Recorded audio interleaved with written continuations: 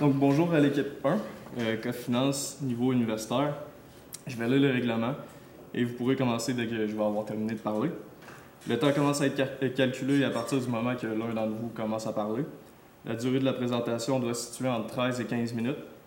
Une pénalité de 1 point par tranche de 30 secondes manquante ou excédentaire vous sera imposée.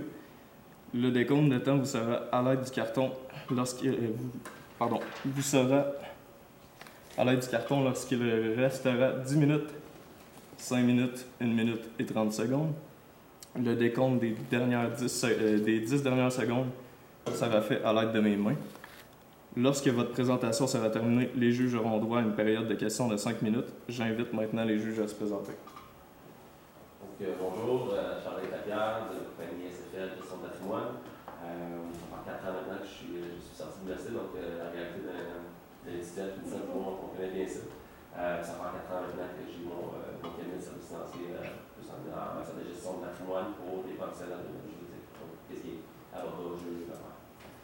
Bonjour, Frédéric Lisnard, je suis directrice adjointe au développement des affaires pour SFL et aussi directrice stratégique pour un cabinet qui appartient à SFL. Donc, je travaille avec les recrues. Je fais aussi beaucoup de pensée stratégique, développement des processus à l'intérieur de l'entreprise.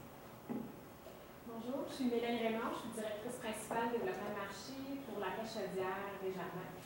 Donc, ça fait plus longtemps que je suis en université. Alors, je vous souhaite succès dans la présentation. Bonjour tout le monde, je m'appelle Félix Sanel, on m'appelle aussi le carrière des finances. Moi, en fait, je suis conseiller en sécurité financière. J'aide les gens à passer du côté de l'offensive par rapport aux finances. Donc, c'est ça que je fais. Parfait. Oui. Donc, bonjour à vous quatre, vous cinq. Merci beaucoup de prendre du temps de votre dimanche matin pour nous écouter. Donc, je vous présente mon équipe, Édouard Larouche, Stéphanie Lessard et moi-même, Maud Pouliel. Donc, on est là aujourd'hui pour vous parler en tant que planificateur de SFL de l'investissement de M. Boswater sur Private Cruise. Donc, on va vous faire une analyse complète. Donc, tout d'abord, notre recommandation à la base, ça serait vraiment de dire à M. Boswater que s'il n'est pas averse au risque, ça pourrait être un bon investissement pour lui. Par contre, il y a plusieurs choses à prendre en considération qu'on va développer au cours de la présentation. Tout d'abord, là, en gros, on a vu que certains ratios étaient décroissants, donc ça peut être alarmant pour certains cas. Aussi, on a remarqué qu'il y avait une faible marge bénéficiaire nette. Donc, on sait que c'est vraiment un gros marché, là, le secteur de la croisière, mais ça serait quand même à considérer. Puis, on a vu aussi qu'il y avait des très gros concurrents qui sont déjà en place. On va vous les présenter avec une analyse de l'industrie. Mais en ayant des grosses barrières à l'entrée, ça peut être difficile pour la nouvelle compagnie Private Cruise de percer le marché. Puis aussi, on sait qu'il y a eu une récession en 2008, donc c'est quand même assez cyclique. Les économistes prévoient là, une récession dans les prochaines années. On ne sait pas comment ça va aller, si ça va être dans 1 an, 2 ans, 5 ans, mais ça s'en vient. Donc, dans ces cas-là, c'est vraiment des besoins vitaux qui vont être à combler, si on veut, et le secteur des croisières va être moins en demande parce qu'on va commencer à combler ce qu'on a vraiment besoin et non profiter des loisirs en premier lieu. Donc, on sait que là, l'hiver en Amérique du Nord est venu très rapidement cette année. Ça peut être une bonne perspective pour Private Cruise, mais il faut quand même considérer là, ce qu'on a mentionné. Donc, l'industrie, c'est une très grosse industrie, comme on l'a vu. Juste en 2015, là, près de 40 milliards de dollars dans cette industrie-là. Puis, on a un bénéfice moyen de 226 $ par passager, ce qui n'est pas énorme. Donc, il faut vraiment faire beaucoup de volume pour avoir des belles marges dans cette industrie. C'est vraiment en Amérique du Nord là, que Private Cruise va pouvoir se démarquer parce que c'est près de 50% du marché mondial. Donc, là, l'hiver est venu vraiment tôt cet hiver. On veut partir en voyage plus tôt dans l'année. On veut vraiment partir en voyage parce que l'hiver est long. Et ça peut être une bonne opportunité pour les compagnies de croisière, mais il faut garder en tête la récession qui peut s'en venir. C'est sûr que les vacances en mer, c'est super apaisant. En 2018, notre société, on ne va pas se cacher, réseaux sociaux, travail, conciliation travail-famille, ça peut vraiment affecter le stress. Fait que c'est sûr que ça peut être une belle opportunité également pour le marché de la croisière. Puis, on est vraiment, surtout les jeunes, je vous dirais, on veut visiter plusieurs destinations. La croisière, c'est vraiment une belle opportunité parce qu'on peut voyager plusieurs villes, des fois même plusieurs pays au sein du même voyage. Fait que ça peut vraiment être intéressant. Les concurrents, je vous l'ai mentionné, Private Cruise est vraiment un petit joueur dans l'industrie. Donc, Carnival Corporation représente près de 40% des parts de marché.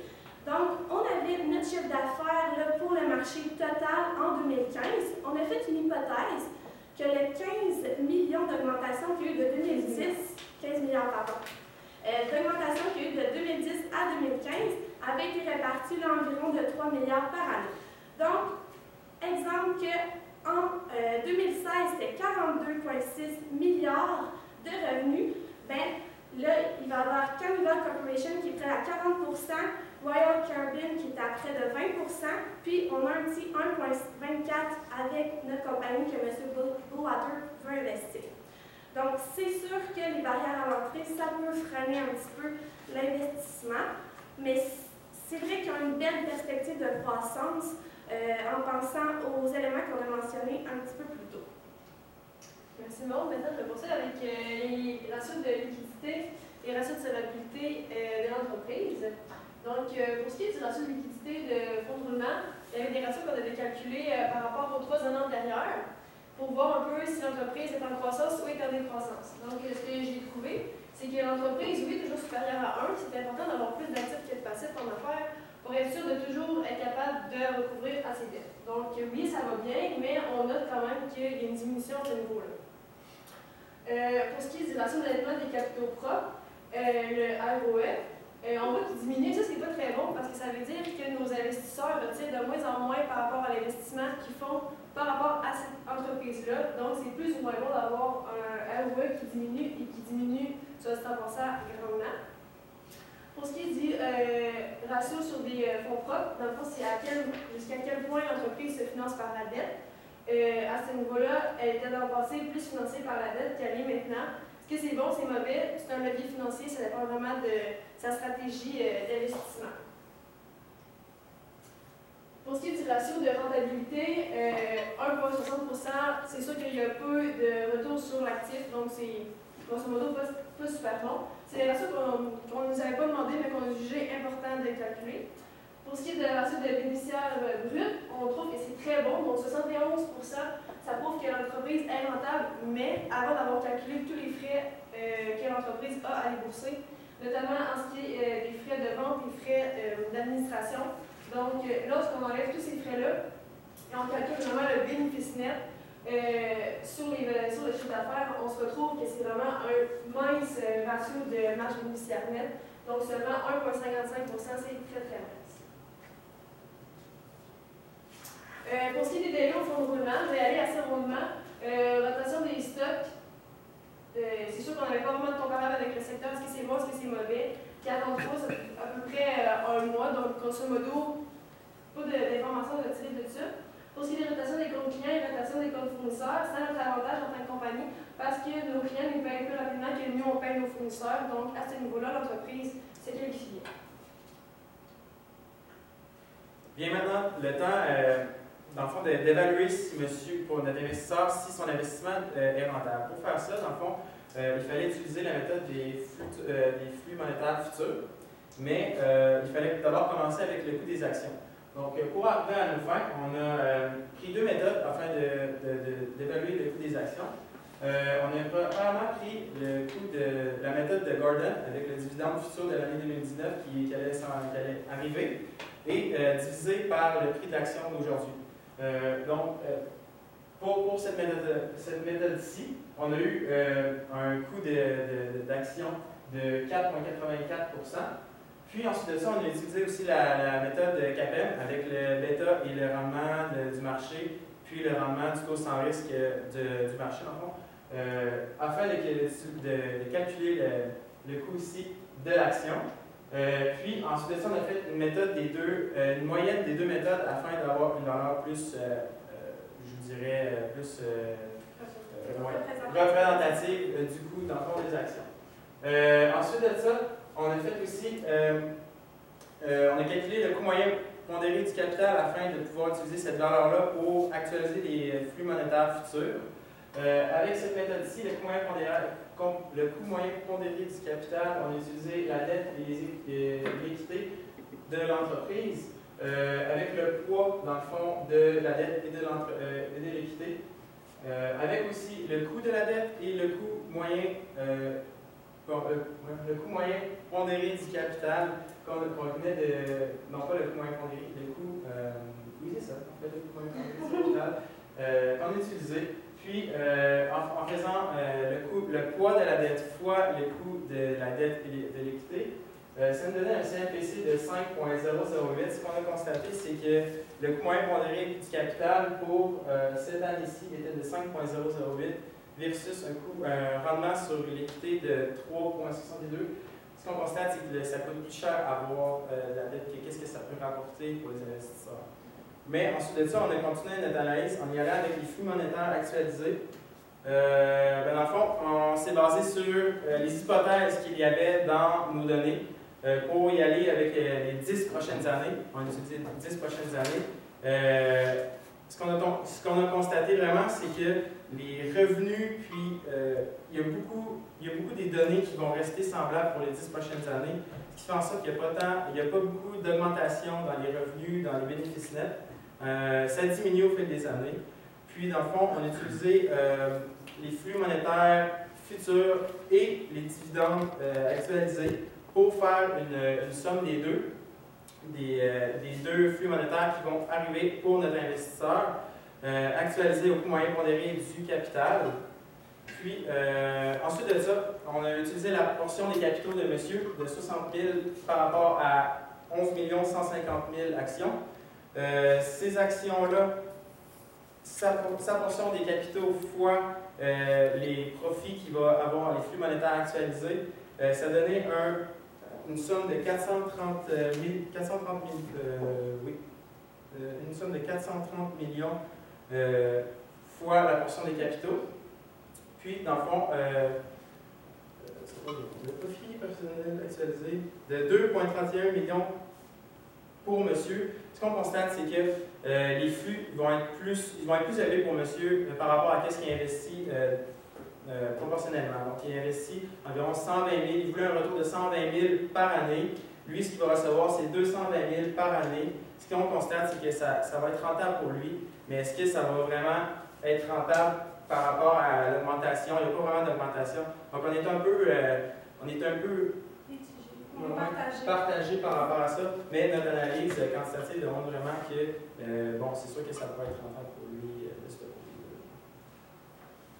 Ça pourrait être rentable, mais ça pourrait l'être à court terme, comme ça pourrait l'être à long terme, dépendamment de la récession. Donc, on trouve que c'est vraiment un gros facteur, puisque ça a beaucoup affecté le marché dans le passé. Donc, il y avait eu une baisse de 25 milliards de chiffre d'affaires dans l'industrie.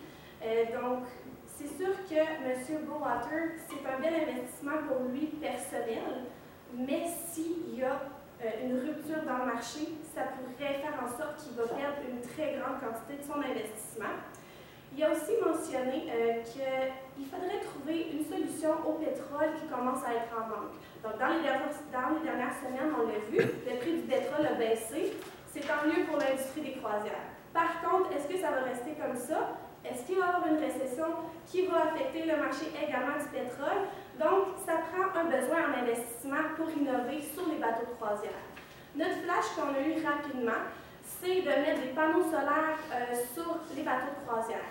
Malheureusement, on n'est pas au courant si ça existe déjà, mais ça pourrait être quelque chose à percer parce qu'en Californie et de plus en plus au Québec, il y en a des panneaux solaires sur les maisons. Donc, pourquoi pas alimenter un bateau de croisière qui s'en va dans les destinations soleil par des panneaux solaires? Donc, ça serait notre solution.